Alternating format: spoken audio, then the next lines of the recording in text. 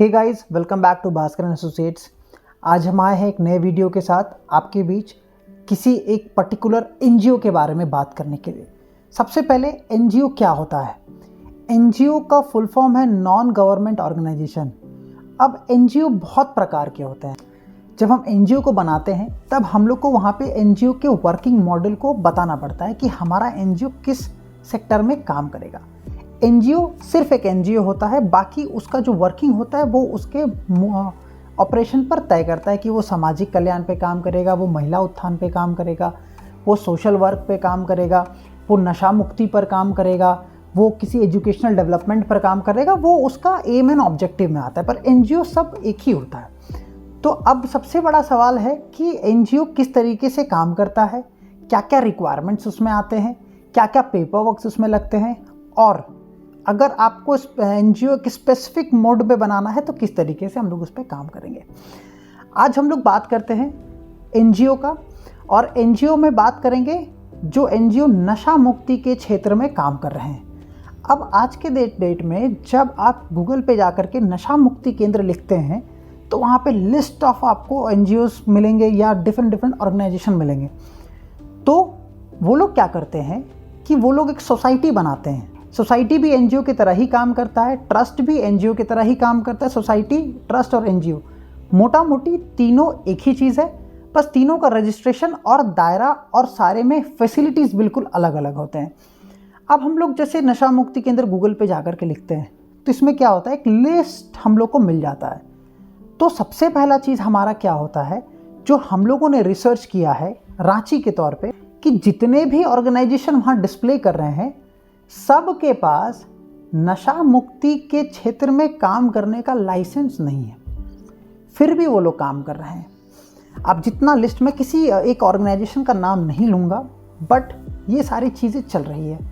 अब सवाल ये है कि जो गार्जियन अपने बच्चे को किसी एक एनजीओ में, किसी ऑर्गेनाइजेशन का में डाल रहे हैं नशा रिलेटेड समस्याओं को लेकर के, तो वो लोग क्या फैसिलिटी उपलब्ध करा रहे हैं। सबसे पहले गार्जियंस को इस ऑर्गेनाइजेशन के बारे में सही जानकारी लेनी चाहिए कि जब आप किसी भी ऑर्गेनाइजेशन को टाइप कर रहे हैं तो क्या वो ऑर्गेनाइजेशन के पास सीआईएन नंबर है, क्या वो ऑर्गेनाइजेशन स्टेट गवर्नमेंट से रजिस्टर्ड है, क्या ऑर्गेनाइजेशन के पास de addiction, alcohol, drugs therapy या सब्सटेंस एब्सटिनेंस का प्रोग्राम है, क्या उस ऑर्गेनाइजेशन में स्किल डेवलपमेंट का काम होता है, क्या उस ऑर्गेनाइजेशन में करियर काउंसलिंग है, क्या उस ऑर्गेनाइजेशन में आपका सोशल काउंसलिंग है, क्या उस ऑर्गेनाइजेशन के पास अपने सर्टिफाइड डॉक्टर्स हैं या सर्टिफाइड काउंसलर्स हैं। ये सारी चीज़ें सबसे पहले हम लोग को पता करनी होती है जब हम अपने बच्चे को किसी भी नशा मुक्ति केंद्र, और हाँ यहाँ पे एक बात मैं कहना चाहता हूँ, नशा मुक्ति केंद्र बोल करके कुछ नहीं होता है। वो एक सोसाइटी, ट्रस्ट या एनजीओ होता है जो कि नशा मुक्ति के क्षेत्र में काम करता है। बहुत सारे ये जो टाइप ऑफ ऑर्गेनाइजेशन होते हैं ये दो तरीके से काम करते हैं। पहला ये कि ये लोग आपको इम्पेशेंट रखेंगे, ठीक है, जहाँ पर आप अपने बच्चे को 2 महीना, 3 महीना, 4 महीना के लिए आप छोड़ते हो और ये लोग उन पर डिफरेंट थेरेपीज़ करके उसको आप लोग को वापस सौंप देते हैं। एक तो ये होता है। दूसरा होता है डे केयर, जहाँ पर आप दिन भर रहते हो, शाम में आप अपने घर को चले जाते हो। अब हम लोग बात करते हैं पहले टाइप के ऑर्गेनाइजेशन का। जो पहला टाइप का ऑर्गेनाइजेशन होता है उसमें इम्पेशेंट रखा जाता है। तो जब आप किसी ऑर्गेनाइजेशन को सर्च कर रहे हो तो सबसे पहले आप उसका लाइसेंस लो कि क्या उसको सरकार ने एज अ पेशेंट रखने के लिए ऑथराइज़ किया है क्या। क्योंकि जब हम किसी का इनटेक ले रहे हैं तो हम वो ऑर्गेनाइजेशन फिर एक हॉस्पिटल की तरह पे काम करना चाहिए। उसके पास नर्सिंग होम का लाइसेंस होना चाहिए जहाँ पर आप पेशेंट के लिए बेड हो। आजकल बहुत सारे ऑर्गेनाइजेशन है, 1 रूम, 2 रूम, 3 रूम लेकर के 15 लोग, 20 लोग को, 25 लोग को वहाँ डाल के रखते हैं। तो क्या ये नशा मुक्ति के क्षेत्र में काम हुआ, या ऑर्गेनाइजेशन सिर्फ मनी मेकिंग इंस्टीट्यूट बन के रह गया है। और हम एज अ गार्जियन क्या सोचते हैं, हम एज अ गार्जियन जब जाते हैं तो हमको लगता है कि यार किसी भी तरीके से मेरा बच्चा नशा मुक्त हो जाए। नशा आज के दिन में बहुत बड़ा समस्या हो गया है। सबसे ज़्यादा यंगस्टर्स ड्राई नशा, ब्राउन शुगर, कोकेन, हीरोइन, गांजा, अफीम, चरस, पता नहीं कितनी अनगिनत नशा है। दूसरा शराब तो परिवार में इस तरीके से आज के दिन में सोशलाइजेशन हो गया है कि उसमें कई लोग फंस जाते हैं। कुछ लोग एंजॉयमेंट के लिए पीते हैं, अपना विल पावर से उसको कंट्रोल करते हैं, पर बहुत सारे लोग फंस जाते हैं उसके चंगुल में। तो हमारे लिए एज अ फैमिली ये बहुत बड़ा इशू हो जाता है कि हम अपने बच्चे को कहाँ डालें। अब कुछ सरकारी संस्था भी है जो नशा मुक्ति प्रोग्राम को ऑफर करते हैं, जैसे कि रांची में CIP है, रेनपास है, ये तो सरकारी संस्था है। इसके अलावा एक संस्था है जिसको सरकार द्वारा मान्यता प्राप्त है और जिसमें सारे फुलफिलमेंट को हो रहा है। हम लोग आज उसी रिहैब के बारे में बात करेंगे। उस रिहैब का नाम है हील फ्रॉम पेन फाउंडेशन। मैं उस रिहैब का वेबसाइट को कमेंट सेक्शन पे डाल दूंगा। ये कोई स्पॉन्सर्ड वीडियो नहीं है उस रिहैब से रिलेटेड, बस उस रिहैब का रिसर्च जो है मैं आपके सामने रखता हूँ। जब उस रिहैब की बात हो रही है, रिहैबिलिटेशन सेंटर की बात हो रही है, तो हील फ्रॉम पेन फाउंडेशन एक लौता ऐसा ऑर्गेनाइजेशन है अभी हमारे सर्च लिस्ट में जिसको सरकार ने नशा मुक्ति के क्षेत्र में काम करने का परमिशन दे रखा है। बाकी जितने ऑर्गेनाइजेशंस हैं वो सब का सब फर्जी तरीके से काम कर रहे हैं। किसी के पास प्रॉपर लाइसेंस बिल्कुल नहीं, किसी के पास प्रॉपर कंपनी ID नहीं है, किसी के पास प्रॉपरली मिला हुआ सर्टिफिकेशन नहीं है। वो जब बच्चों को डिस्चार्ज कर रहे हैं अकॉर्डिंग टू देम, तो डिस्चार्ज के टाइम पे ऑथराइज डिस्चार्ज समरी वो प्रोवाइड आउट नहीं कर रहे हैं। वो बस एक पन्ने पे लिख करके दे देते हैं कि भाई आपका बच्चा डिस्चार्ज हो गया है। तो हील फ्रॉम पेन फाउंडेशन इकलौता ऐसा ऑर्गेनाइजेशन हम लोग को मिला जिसको सरकार ने मान्यता प्राप्त दी है। तो हम लोगों ने इस ऑर्गेनाइजेशन के बारे में थोड़ा सा और तफरीश किया, और इस ऑर्गेनाइजेशन को तफरीश करने के बाद हम लोग को ये पता चला कि इस ऑर्गेनाइजेशन के पास हर सर्टिफिकेशन ऑफ लेवल है जो एक ऑर्गेनाइजेशन को नशा मुक्ति अभियान में काम करने के लिए ज़रूरी पड़ता है। ई-दर्पण है, ISO सर्टिफिकेशन है, गवर्नमेंट स्टेट गवर्नमेंट रिकॉग्नाइज करती है उस संस्था को, HPF है, आभा योजना से वो कनेक्टेड है।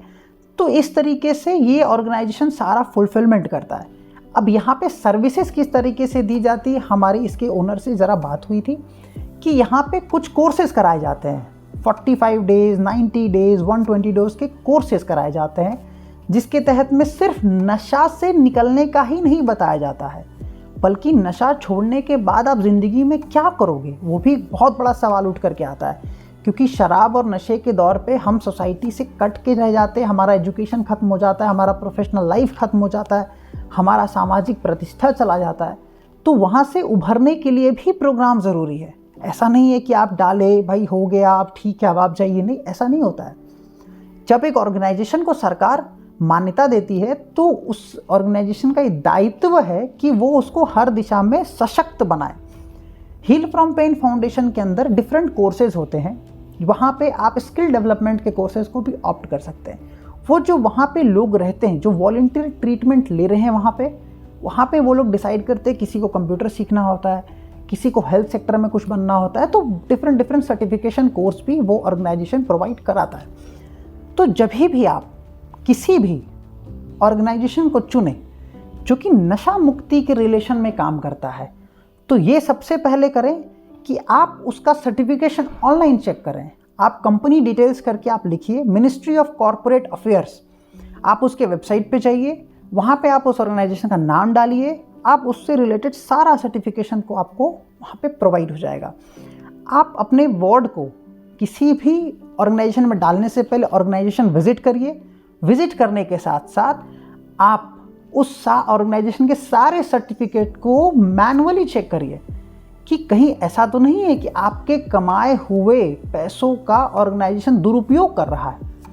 क्योंकि आप वहाँ पे जब आप अपने बच्चे को रखेंगे तो ज़रूर है, आमूमन तौर पर है कि कुछ खर्च तो आपको करना पड़ेगा वहाँ पे, या अगर आप सक्षम नहीं हैं तो भी ऑर्गेनाइजेशन का दायित्व होता है कि वो उसको रखे। फ्री ऑफ कॉस्ट भी ट्रीटमेंट होता है और पेड भी ट्रीटमेंट होता है। तो आपको इस चीज़ को ध्यान रखना पड़ेगा कि सर्टिफिकेशन है कि नहीं है, जो वहाँ पे लोग हैं उनका किस तरीके से ग्रोथ है और कितने पेशेंट अभी तक वहाँ से नशा मुक्त हो चुके हैं और वो क्या क्या क्षेत्र में काम कर रहे हैं। अगर हो सके तो उनके बारे में ज़रा तफरीश करिए, क्योंकि आप अपने बच्चों को किसी ऐसे जगह नहीं डाल सकते हैं जहाँ पर 2 कमरे 3 कमरे का ऑर्गेनाइजेशन है और ऑर्गेनाइजेशन के नाम पे वो लोग सिर्फ पैसा ऐंठ रहे हैं, और जहाँ पे पेशेंट के साथ मारपीट किया जा रहा है, अलग अलग तरीके से मानसिक शोषण किया जा रहा है। इस तरह के ऑर्गेनाइजेशन से आप लोग बचें। और अगर नशा मुक्ति के क्षेत्र में जाना है तो हील फ्रॉम पेन फाउंडेशन जो कि बरियातू में स्थित है उसे एक बार ज़रूर देखें। करते हैं दूसरे एनजीओज़ की, जो एनजीओज़ महिला उत्थान में काम कर रहा है। जिस एनजीओ का मोटिव है कि वो महिला सशक्तिकरण में काम करता है, उस एनजीओ के लिए बहुत सारे एफिलिएशन की ज़रूरत नहीं पड़ती है। वो एक सोसाइटी, ट्रस्ट या एनजीओ बना करके सिर्फ और सिर्फ महिला उत्थान के क्षेत्र में काम कर सकता है। अब महिलाएं ग्रामीण भी हो सकती है, शहरी भी हो सकती है। उसके अंदर पर्पस डिफाइन करना होता है कि आप सिलाई कढ़ाई सिखा रहे हो या आप कुछ और स्किल डेवलपमेंट करा रहे हो, क्योंकि एक एनजीओ के पास ये पावर होता है कि वो एक सर्टिफिकेशन कोर्स तक आपको प्रोवाइड करे और आप जिस क्षेत्र में हो उसमें आपको और सशक्त बनाए।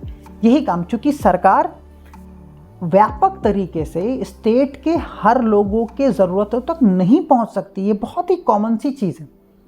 सरकार भले हम चुनते हैं, सरकार बड़े बड़े डिसीजंस, बड़ी बड़ी चीज़ों पर ज़्यादा ध्यान रखती है, छोटी छोटी चीज़ें छूट जाती है। आज अगर हम रोज़गार की बात करें तो रोज़गार नहीं होने का एक बहुत बड़ा कारण ये भी है कि हमारे पास डिग्रियां तो है, स्किल्स नहीं हैं। तो ऐसे ऐसे एनजीओज़ हैं जिसका आप पार्टिसिपेट कर सकते हैं। आप गूगल पर सर्च कर सकते हैं, आपको बहुत सारे ऐसे एनजीओज़ मिलेंगे जो कि आपको स्किल डेवलपमेंट में हेल्पफुल साबित होंगे। आप एक हाउसवाइफ हैं, आपके बच्चे अभी स्कूल चले जा रहे हैं, आप फ्री हैं आप दिन में, तो आप अपने स्किल डेवलपमेंट में काम कर सकती हैं और आप अपना रोज़गार भी बना सकती हैं। इस तरीके से एनजीओ होता है। एनजीओ, हर एनजीओ के मोटिव के ऊपर उसके सर्टिफिकेशन डिपेंड करते हैं। कौन सा एनजीओ किस क्षेत्र में काम करता है, तो उस क्षेत्र के लाइसेंस, उस क्षेत्र से रिलेटेड गवर्नमेंट का एफिलिएशन, ये सारी चीज़ों का ज़रूरत होता है। किसी भी एनजीओ को चुनने से पहले ज़रूर उसके सर्टिफिकेशन को चेक करें और फ्रॉड होने से बचें। आज के लिए इतना ही। नेक्स्ट वीडियो में एक नए टॉपिक के साथ आएंगे आपके पास। धन्यवाद।